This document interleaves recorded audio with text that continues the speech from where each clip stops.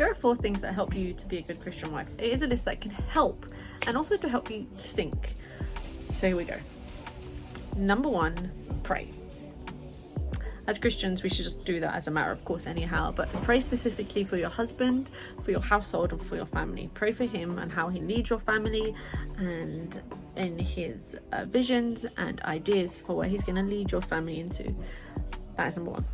Number 2 is learn how to submit. Haha, that's a very controversial term, but if you want to know what submission actually is, go and check out the link in the description, because it might not be what you think. Number 3, know that you don't have to run your household how everybody else runs their household. Sometimes as Christian wives, we can feel guilty because we don't run our household in a certain way. We feel like we're supposed to be stay-at-home moms or stay-at-home wives. Maybe we feel bad that we're going out to work, or maybe if we're at home, we feel bad that we're not working, because sometimes being a wife as a 21st century woman and trying to do it as biblically as possible, we end up just carrying a lot of guilt. But know that just because somebody runs their households a certain way does not mean that you are running your household in a certain way. God has called us to different areas of his vineyard, and how we do things is not always going to be exactly the same.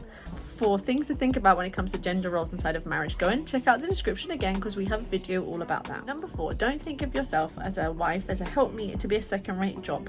Sometimes as women in 21st century, we think, well, a helpmeet to my husband, that's just such a second rate. No, that is not what God has called you to. Again, go check out the video when it comes to gender roles and inside of marriage. But know that you are called to be a warrior. God has called you to be a warrior in your family, to be a prayer warrior, and to be like a shield and a guardian for your household. So do not think as a helpmeet as a second-rate job, because it is not. And go and look out the description for more information about that.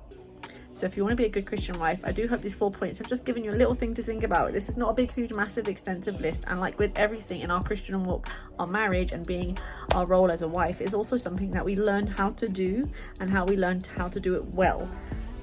What works well for one family and one couple does not necessarily mean it's going to work for the next thing. The main thing is to communicate. Do not hide your feelings from your husband, because he can't read your mind, ladies. That's not how humanity works.